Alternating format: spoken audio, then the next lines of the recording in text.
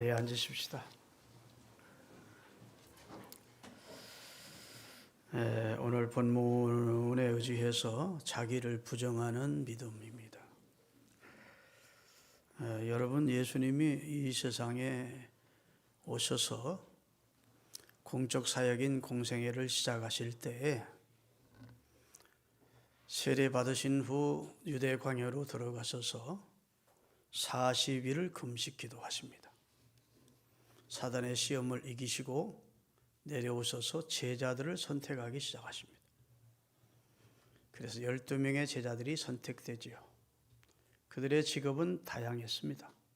어부 출신도 많았고 세리, 세관, 세무서원도 있었고 헤로데 열심당원인 독립운동가도 있었고 지역도 다양했습니다. 여하튼 12명의 제자들이 선택이 됐는데 그들은 배와 그물을 버려두고 직장을 뒤로하고 또 처와 자식들을 뒤로한 채 예수님을 따르기 시작한 겁니다. 놀라운 결단이죠. 그런데 그들이 예수님을 따른 목적은 성공을 위해서입니다. 예수님은 정치적인 메시아라고 믿었습니다. 그가 행하는 능력과 그의 전하는 말씀이 당시 지도자들과는 좀 달랐습니다. 그래서 이곳저곳에서 하나님이 보내시마 약속했던 메시아일 거다, 선지자일 거다. 그래서 예수님의 선택을 기꺼이 저들이 응했습니다. 그리고 예수님의 제자가 된 거예요. 근데 예수님이 공생애를 제자들과 함께 다니시면서 하나님의 나라 일을 말씀하십니다. 그리고 각종 이적과 권능을 행하십니다. 병든 자를 치료하십니다. 죽은 자까지 살리십니다. 귀신을 제어하십니다. 바람과 풍랑을 잔잔케 하십니다. 죽은 자까지도 살리시고. 그러니 그때 제자들이 얼마나 우쭐했겠습니까? 우리 선생님, 우리는 그분의 제자야. 이런 아마 굉장한 자긍심 내지는 자랑스러운 마음이 들었을 거예요. 근데 2년 이상을 그런 예수님을 따라다니면서 예수님의 말씀을 배우고 듣고 그의 행적을 보고 그러면서 믿음이 조금씩 성숙해 간 겁니다. 그러다가 마태복음 16장에 보면 예수님이 가이사랴 빌립보 지방에 이르렀을 때 제자들을 모아놓고 물으십니다. 세상 사람들이 나를 누구로 알더냐? 선지자로 합니다. 그래? 너희는 나를 누구라고 생각하느냐? 이렇게 물었어요. 그랬더니 베드로가 주는 그리스도시요, 구원자시요 그 말입니다. 메시아로 오신 구원자시요 살아계신 하나님의 아들이라고 믿습니다. 예수님의 마음에 딱 맞는, 예수님의 정체를 정확히 아는 대답이었습니다. 그만큼 이제 베드로가 신앙적으로 성숙된 것이지요. 그래서 바요나 시몬아도 참 복있다. 내게 이런 믿음과 이런 고백을 할 수 있도록 도와주시는 하늘에 계신 내 아버지시다. 너는 오늘 죽어도 구원받아. 이 믿음 가지고 죽으면 너는 천국 열쇠를 받은 자에게 구원받을 수 있다. 이렇게 말씀하셨어요. 그리고 비로소 그때부터 자신의 순환과 부활을 말씀하십니다. 그전에는 십자가의 죽음에 대해서 한마디도 안 하셨어요. 자신이 십자가에 매달아 죽을 것이고 그리고 3일 만에 부활할 것이다. 그런 내용은 말씀을 안 하셨어요. 왜냐하면 그들이 그것을 감당할 수 없었어요. 제자들은. 그러면 다 주님을 버리고 우리가 십자가에 달려 죽어버릴 예수를 뭐더러 따라 그러면서 아마 흩어질 가능성이 많으니까 믿음을 성숙시켜서 이 정도면 됐다 싶을 때 주님께서 비로소 제1차 순환 예고를 하십니다. 그게 마태복음 16장 21절에 기록되어 있어요. 같이 한번 읽겠습니다. 이때로부터 예수 그리스도께서 자기가 예루살렘에 올라가 장로들과 대제사장들과 서기관들에게 많은 고난을 받고 죽임을 당하고 제3일에 살아나야 할 것을 제자들에게 비로소 드디어 이때로부터 말입니다.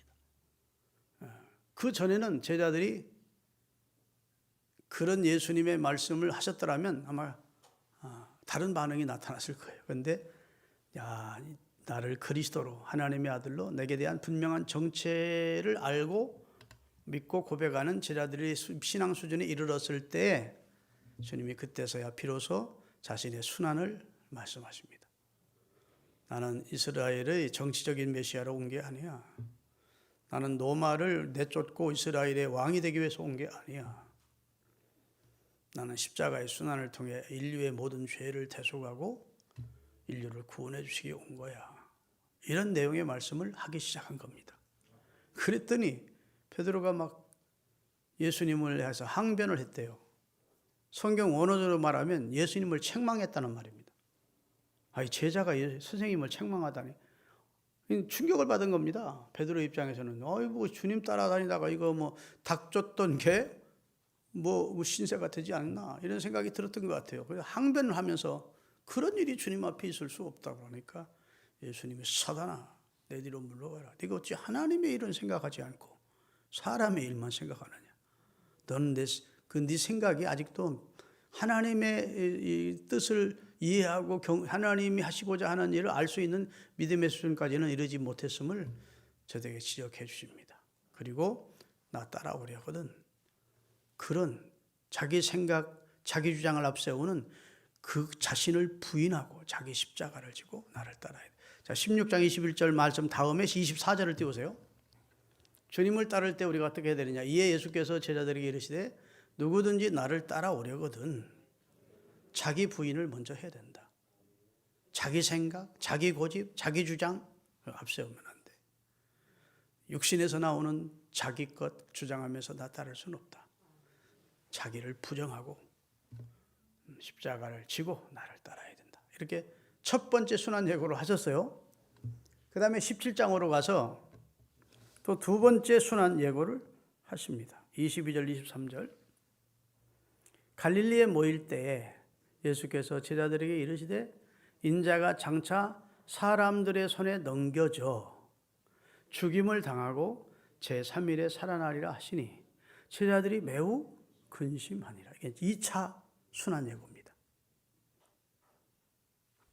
얼마 후에 또 주님이 제3차 순환 예고를 하십니다. 그것은 십자가를 지시기 위해 예루살렘으로 올라가면서 길에서 제자들에게 세 번째로 순환 예고를 하신 내용이 마태복음 20장 17절에서 19절까지예요.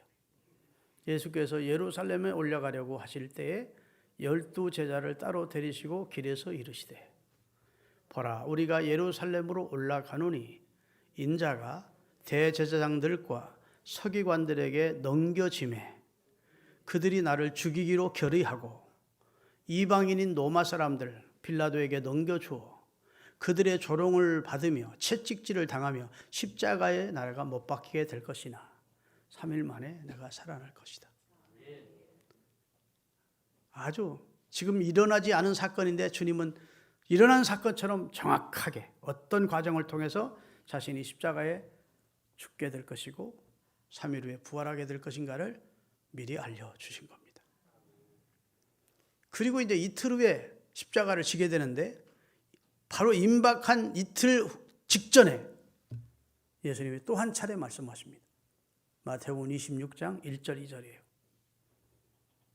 다 같이 예수께서 이 말씀을 다 마치시고 제자들에게 이르시되 2절 너희가 아는 바와 같이 이틀이 지나면 유월절이라 인자가 십자가에 못 박히기 위하여 팔려갈 것이다. 그래서 제자의 배신, 가룟 유다의 배신으로 은 30에 자기가 팔려서 유대인에게 넘겨지고 유대인들의 판결을 받고 로마인 빌라도에게 넘겨져서 거기서 사형언도를 받고 조롱당하고 채찍당하고 십자가에 달려 죽게 될 것이라. 이렇게 말씀하셨어요. 그리고 나서 제자들 가운데 몇을 택해서 예루살렘으로 들어가서 한 집에 들어가 유월절을 준비하라. 우리 선생님이 여기서 유월절을 드시겠다 하면 예 하고 준비할 것이다. 그래서 유월절 준비를 시키셨어요. 그리고 가셔서 제자들의 발을 씻겨주시고 제자들과 이렇게 마지막 만찬을 드시면서 떡을 떼주십니다. 내 몸이다. 잘 아시는 내용이죠? 식후에 잔을 가지고 포도즙을 나눠주시면서 이것은 너희를 위해 흘리게 되는 피, 나의 피, 곧 성경에 약속된 피다. 앞으로 내가 다시 올 때까지 이것을 행하여 나를 기념하라. 그렇게 말씀하시고 나서 너희 가운데 한 사람이 나를 팔리라 하십니다. 제자들은 다 충격받았겠죠. 그러니까 전가요? 제가 그렇습니까? 저인가요? 라고 묻기 시작한 거예요. 가룟 유다 차례가 된 것입니다. 예수님과 함께 떡그릇에 손을 넣으면서 주님 저입니까? 했더니 네가 말하였느니라. 너다 그 말이에요. 이미 가룟 유다는 예수를 은 30에 넘겨주기로 약속을 하고 대제사장에게 은 30을 받은 상태입니다. 여러분, 가룟 유다가 예수님을 팔아서 지옥 간 거 아니에요. 예수님을 구주로 믿지 않아서 지옥 간 겁니다. 다른 제자들은 배단은 했지만 나중에 그리스도를 다 주로 고백한 사람들입니다. 그런데 가룟 유다는 유독 예수님을 주라고 고백한 적이 한 번도 없어요. 다른 제자들은 예수님을 주님이라고 고백하십니다. 뭐 질문할 때도 주님이시여. 그런데 가룟 유다만은 랍비여, 선생님 이렇게 질문해요. 그러니까 예수님을 위대한 선생님 정도로 알았지 나를 죄에서 구원해 주시는 분이라고 믿거나 고백하지는 않았습니다. 그러니까 예수님을 은 30에 팔 수 있었던 거예요. 은 30에 팔아서 결국 지옥 간 게 아니고 예수님을 믿지 않았기 때문에 궁극적으로 이제 지옥을 가게 돼서 예수님이 너는 차라리 태어나지 않으면 못하게 됐다. 이런 안타까운 선언까지 하시게 된 거죠. 그 소리를 듣고 제자인 가룟 유다가 기분 나빴는지 쑥스러웠던지 미안했던지 그 자리에 있지 못하고 문을 걷어차고 나갑니다. 그리고 나서 이제 그 최후의 만찬을 끝내시고 예수님이 제자들과 함께 이제 11제자와 함께 이동을 하시는데 바로 앞에 있는 1km 앞에 있는 겟세마네라는 동상으로 이동을 하십니다. 갈보리 산이라고 하는 산이 있고 그 큰 산 옆에 동산이 몇 개 있는데 그 가운데 하나가 겟세마네 동산이에요. 그곳으로 이동하시면서 오늘 본문을 말씀하신 겁니다. 너희들이 다 나를 버리리라. 이건 더 충격되는 말씀이에요. 너희 가운데 한 사람이 나를 팔리라 하면 자기는 아니면 충격은 덜 할 텐데 다 버린대, 다 배신하게 된대, 다 자기를 떠나게 예수를 버리고 떠나게 돼, 다 실패할 것이래. 그러니까 제자들이 이건 뭐 머리가 하얘지지 않겠습니까? 머릿속이 충격이죠. 그런데 주님이 그렇게 되는 것은 성경의 예언이 이루어지는 것이래. 스가랴 13장 7절에 하나님께서 목자를 칠 것인데 예수님을 칠 거래요. 그러면 양떼가 흩어질 것이래.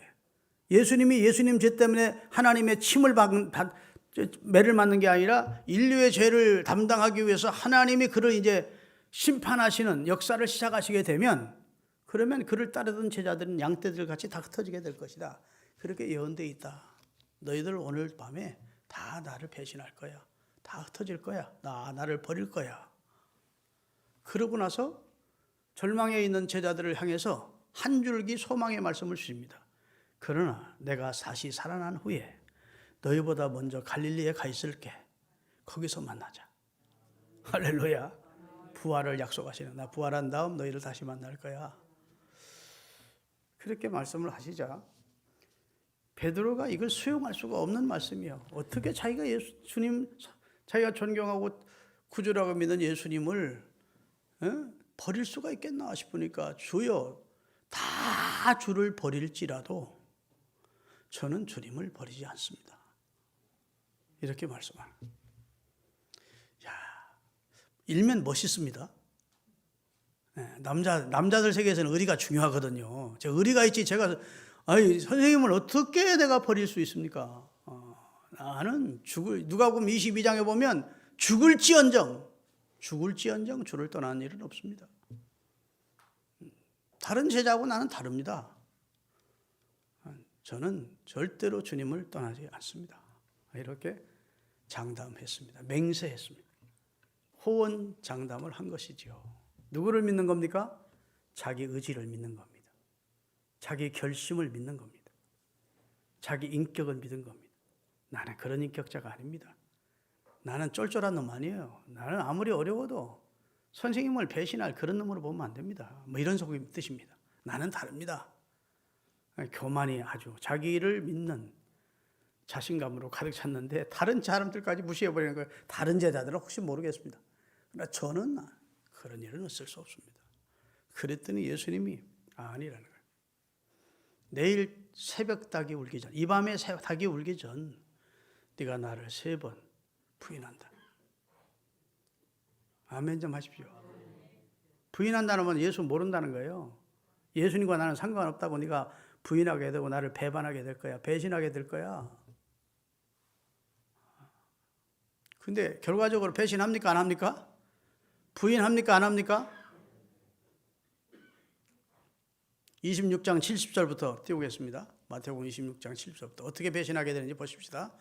베드로가 모든 사람 앞에서 부인하여 이르되 나는 네가 무슨 말을 하는지 알지 못하겠노라 하며 앞문까지 나아가 다른 요종이 그를 보고 거기 앉은 사람들에게 말하되 이 사람은 나사렛 예수와 함께 있었도 한통속이야 예수 한통속이야 그랬더니 베드로가 맹세하고 또 부인하여 이르되 나는 그 사람을 알지 못하노라 하더라.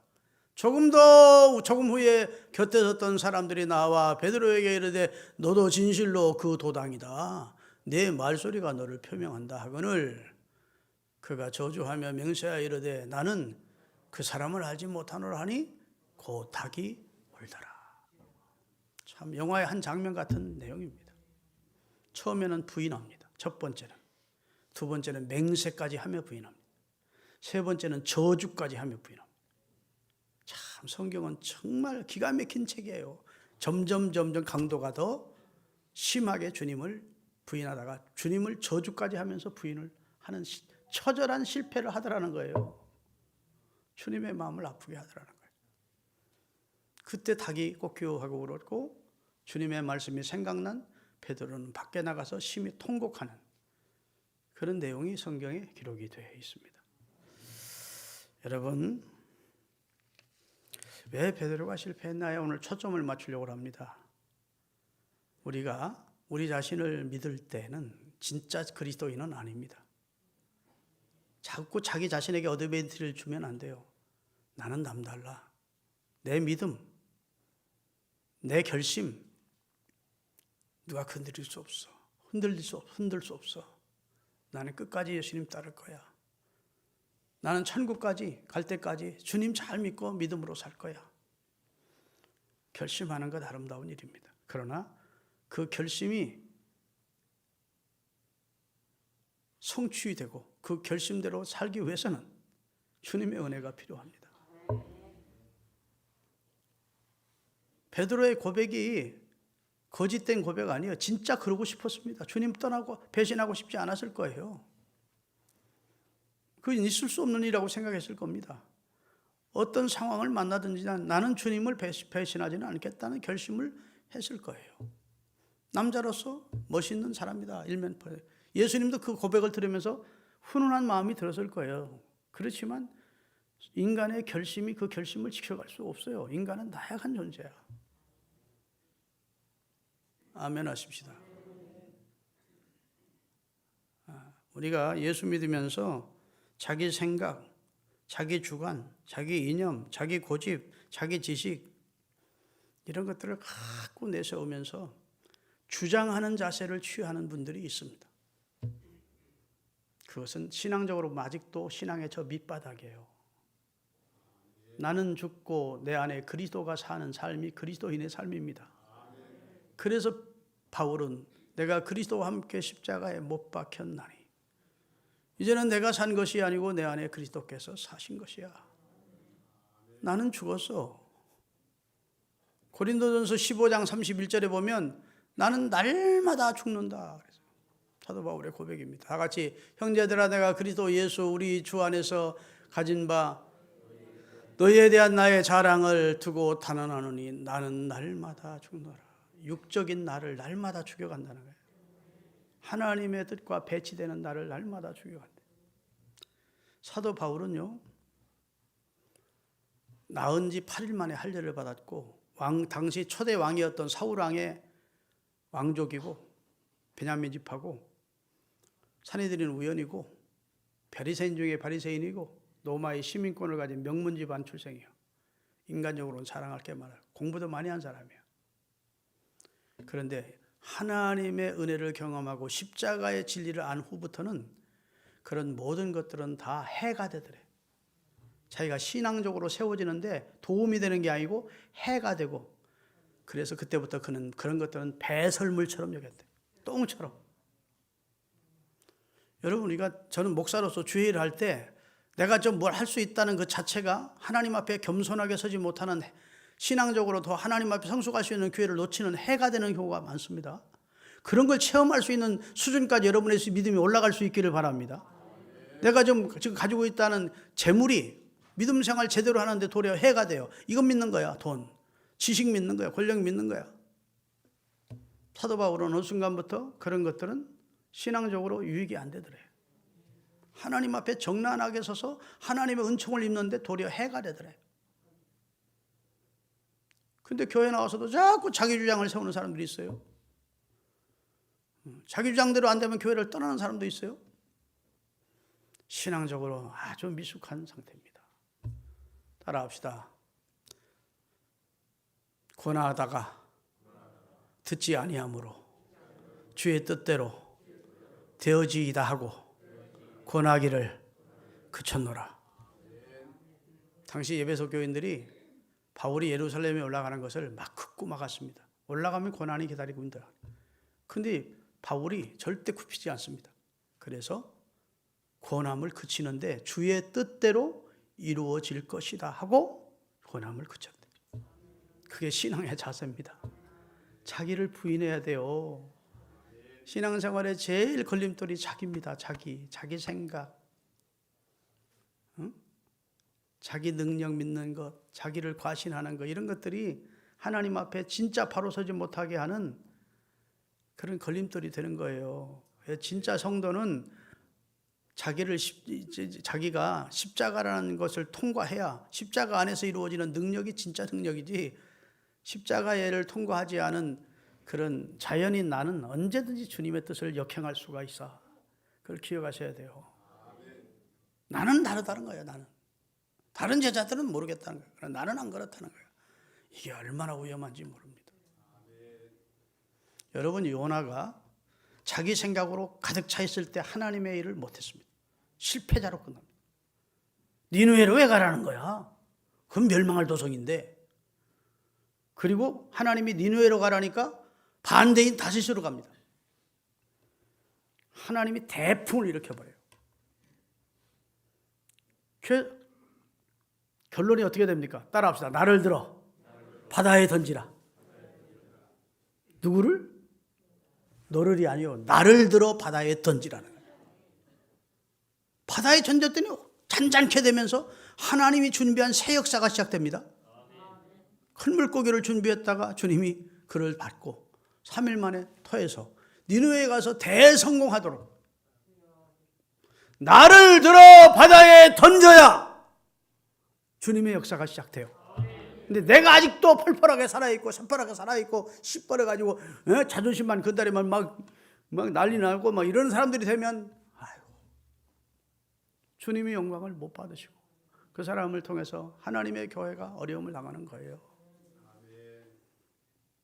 여러분, 구약시대에 성전 안에 들어가서 하나님께 바쳐지는 제물은 살아서 못 들어갑니다.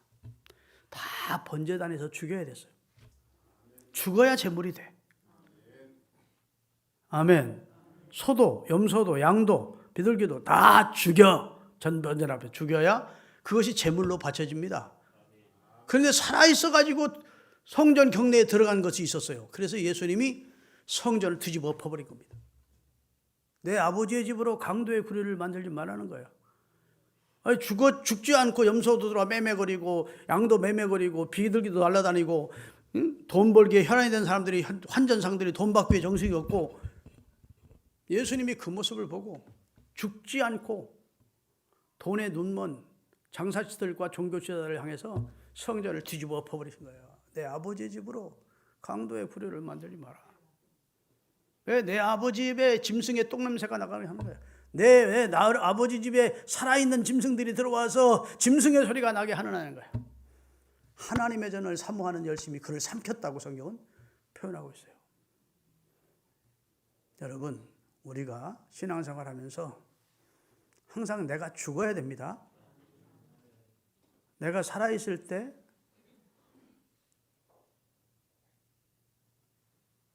냄새도 나고 짐승의 소리도 나고 주님이 기뻐하지 않는 소음이 상한 거예요.